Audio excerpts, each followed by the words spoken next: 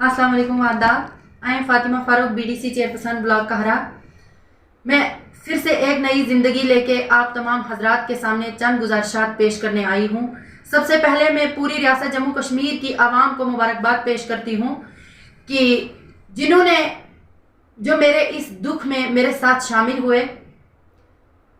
जैसे कि आप तमाम हजरात ने सोशल मीडिया पे ये देख लिया है कि ब्लॉक कहरा के अंदर पिछले 3 दिनों से कैसे हालात थे, तो मैं इसी पे आप हजरात के सामने चंद अल्फाज पेश करना चाहती हूँ कि उस दिन मुझे भी ये पता नहीं था कि कहरा बाजार में बच्चों ने प्रोटेस्ट रखा हुआ है, और मैं ये भी नहीं जानती थी कि हमारे डीआईजी साहब पीछे जा रहे हैं।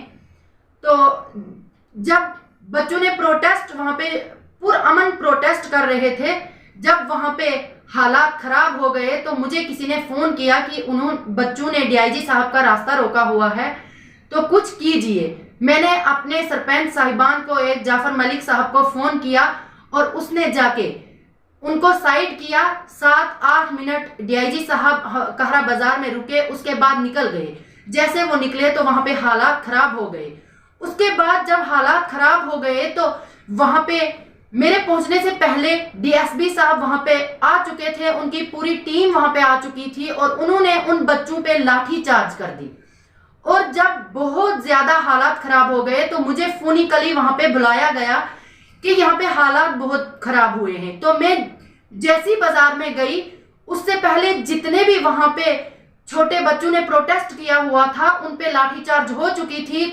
बहुत सारा खून उनसे बह रहा था, उनकी कई छोटे छोटे लड़कों की ये कपड़े फट चुके थे। तो मैं जैसी बाजार की तरफ गई, वो जितने भी बच्चे थे प्रोटेस्ट वाले, वो उन सब ने मुझे घेर लिया कि हमारे ऊपर इतना जुल्म हो रहा है। जैसे उन बच्चों को मैंने साइड करके रास्ता थोड़ा सा निकाला, मैं डीएसपी साहब की गाड़ी के सामने पहुंची कि सर ये क्या हो रहा है, प्लीज खुदारा। मैंने 3 बार उनकी गाड़ी पे हाथ रखा कि सर प्लीज एक बार गाड़ी रोकिए, क्यों इन बच्चों पे लाठीचार्ज हो रही है। कोई किसी से दौलत नहीं मांग रहे हैं, किसी से बड़ा ओहदा नहीं मांग रहे हैं, वो अपना राइट मांग रहे हैं, सिर्फ एक बिजली का बल्ब मांग रहे हैं। तो जब से हमारा 15 अगस्त 1947 ईस्वी से हमारा मुल्क आजाद हुआ है, तब से टांटा का लास्ट एक द्रमन करके जगह है, उस अवाम को अभी तक उन्होंने लाइट का मुंह नहीं देखा है। तो उन्होंने कोई गुनाह नहीं किया था, वो अपना हक मांगने आए हुए थे, वो अपना हक मांगने आए हुए थे। ऐसे मैंने बोला डीएसपी साहब को, लेकिन डीएसपी साहब ने मेरी बात नहीं मानी। उसने ड्राइवर को हाथ किया कि गाड़ी निकाल। ड्राइवर ने सीधा गाड़ी निकाली तो मुझे गाड़ी पेट पे पड़ी और मैं कहीं से कहीं पलट गई। उसके बाद का मुझे पता नहीं है कि उसके बाद मुझे वहां से किसने उठाया, कौन ऑफिसर हजरात वहां पे आए, कौन लोग आए, उसके बाद का क्या माजरा हुआ है मुझे कोई पता नहीं है। उसके बाद मुझे दूसरे दिन होश आया है, और जब मैंने वीडियोस देखे, जब मैंने फोटो देखे अपने, तो मुझे रहा नहीं गया।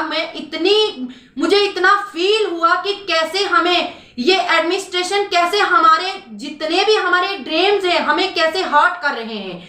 तो मैं यहाँ से प्रधानमंत्री जी से, एलजी मनोज सिन्हा जी से ये रिक्वेस्ट करती हूं कि जितने भी आपके जितने भी रिप्रेजेंटेटिव हैं उन पे कैसे लाठीचार्ज हो रही है, कैसे उन पे जुल्म हो रहे हैं। जब मुझे वहां मैंने वीडियोस देखे कि जब मुझे गाड़ी ने धक्का दिया और मैं गाड़ी के नीचे गिर गई, उसके बाद मुझे डीएसपी साहब ने अपने हाथों से आंसू गैस के गोले थोप दिए। हमारे जो प्रधानमंत्री जी हैं, मैं मुबारकबाद पेश करना चाहती हूं, क्योंकि बहुत सारी सरकारें यहाँ पे आई, बहुत सारी पार्टियों ने अपनी अपनी सरकार बनाई, लेकिन किसी ने लेडीज को रिजर्वेशन नहीं दी। हमारे प्रधानमंत्री जी हैं, हमें काफी फख्र है उन पे कि उन्होंने लेडीज को रिजर्वेशन दी, एक बेटी का सर ऊंचा किया, और आज हम भी तभी इस स्टेज पे हैं कि हमें रिजर्वेशन मिली। लेकिन मैं प्रधानमंत्री जी से ये कहना चाहती हूं कि जितने भी जितना आप पावरफुल लेडी को बनाना चाहते हैं, उतने ही जितनी आपके ये ऑफिसरान हजरात हैं, वो आपकी जितने भी ये रिप्रेजेंटेटिव लेडी हैं, इनको रौंदना चाहते हैं, इनका आबरू लूटना चाहते हैं। मुझे जब वहां पे मैं गिरी थी तो डीएसपी साहब ने मुझे आंसू गैस के इतने गोले फेंके कि उसके बाद कोई भी वहां पे नहीं टिक पाया। और प्रधानमंत्री जी ने जो पंचायती राज है, तो इसमें है कि एक नुमाइंदा जो है, एक बीडीसी चेयरपर्सन जो है, उसको आर्मी ब्रिगेडियर की जितनी पावर दी जाती है। और मैं यहां से ये मैसेज देना चाहती हूं कि आर्मी ब्रिगेडियर जो है वो डीएसपी साहब अपनी गाड़ी से रौंद के नीचे डाल के उसके ऊपर आंसू गैस के गोले फेंक रहा है। ये एक औरत है, हूं मैं लेडी के स्ट्रक्चर में, लेकिन मेरे हौसले इतने बुलंद हैं कि 1000 मर्द एक साइड होगा और मैं एक उनका मुकाबला करने के लिए तैयार हूं। लेकिन आपने जब मुझे धक्का देके उसके ऊपर से आपने आंसू गैस के वो गोले फेंक के मुझे बेहोश कर दिया था। मैं प्रधानमंत्री जी से ये गुजारिश करना चाहती हूं कि जब आप मीटिंग करते हैं, आप अपनी मशीनरी के अंदर देखिए और उन जितने भी ये आपके इस नारे को रौंदना चाहते हैं, आपकी इस सियासत को रौंदना चाहते हैं, तो इस पे कड़ी से कड़ी सजा होनी चाहिए। और मैं जितनी भी मेरी चनाब वैली की या मेरी कॉन्स्टिट्यूंसी की जितनी भी आवाम है, मैं इनको यकीन दिलाना चाहती हूं कि अगर एक फातिमा मर भी जाएगी लेकिन ये आवाम नहीं मरनी चाहिए। मैं तब तक आपके साथ खड़ी हूं जब तक मेरी सांस में सांस है, क्योंकि अगर वहां पे मैं मर भी जाती, लेकिन जितने भी वो बच्चे थे जिन पे लाठी चार्ज हुआ था, क्योंकि जब मैं वहां पहुंची उन बच्चों पे लाठी चार्ज एकदम उन्होंने बंद कर दिया और मुझे मारने शुरू हो गए। तो मैं तभी कहती हूँ कि मैं उन लोगों को बचा के अपनी जान देने के लिए तैयार हूं जो अपना राइट मांगते हैं, जो अपना हक मांगते हैं। मैं अपनी तमाम काबिले इज्जत जितनी भी जी शूर आवाम है उनका थैंक्स करती हूँ अपनी हौसला अफजाई के लिए। और मैं जितनी भी एडमिनिस्ट्रेशन है मैं उनसे भी ये कहना चाहती हूँ, और मैं खास करके अपने प्रधानमंत्री जी एलजी मनोज सिन्हा जी से ये गुजारिश करना चाहती हूँ कि आप 24 तारीख को जम्मू में आ रहे हैं अपनी पंचायती राज की सालगिरह मनाने, और मैंने पूरी फाइल बनाई हुई है जिसमें तमाम वो वीडियोज हैं, तमाम वो फोटोज हैं जो आप औरत को, लेडीज को, रिप्रेजेंटेटिव को, जितने भी तमाम काबिले सरपंच, जितने भी बीडीसी हैं, उनको आप पावरफुल बनाना चाहते हैं। लेकिन मैंने इतनी बड़ी फाइल बनाई है कि मैं आपके सामने उस दिन ये कोशिश करूंगी कि मैं आपके सामने वो फाइल पेश करूं, कैसे आपके नारे को रौंदा जा रहा है, कैसे आपकी सियासत को रौंदा जा रहा है। प्रधानमंत्री जी से मैं ये रिक्वेस्ट करती हूं कि मुझे कम से कम 2 मिनट का टाइम दीजिए। जब आपकी वहां पे मीटिंग होगी तो मैं आपसे रूबरू होना चाहती हूं और मैं अपने दुख को आपसे इजहार करना चाहती हूं, क्योंकि जब से ये हिंदुस्तान जब से आजाद हुआ है तब से एक हमारे प्रधानमंत्री जी हैं जिसने लेडी को आगे बढ़ने का मौका दिया। तो मैं शेयर करना चाहती हूं कि कैसे लेडियों को रौंदा जा रहा है, कैसे इनकी आबरू को लूटा जा रहा है।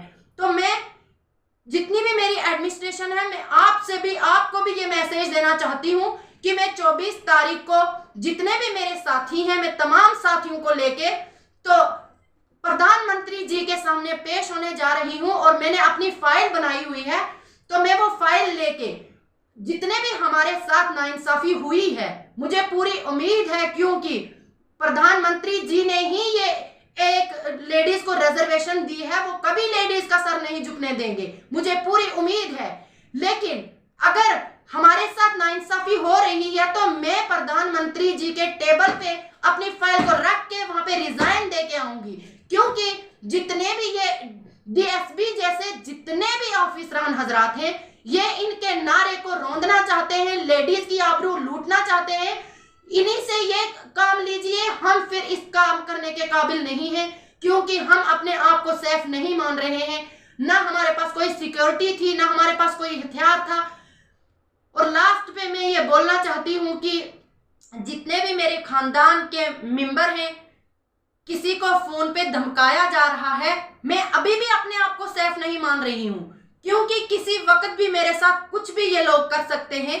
मैं प्रधानमंत्री जी से ये गुजारिश करना चाहती हूँ कि 24 तारीख को कम से कम 2 मिनट का टाइम मुझे दीजिएगा कि मैं आपसे फेस टू फेस अपनी पूरी कहानी सुना सकूं। लास्ट पे मैं तमाम आवाम का शुक्रिया अदा करती हूँ और मैं अपनी आवाम से ये बोलना चाहती हूँ कि कमेंट्स में बताइए कि अगर मुझसे कोई गलती हुई है या मैंने कोई गुनाह किया है तो प्लीज मेरे साथ ये बात शेयर कीजिए। इन अल्फाजों से मैं रुखसत होना चाहती हूँ। खुदा हाफिज़।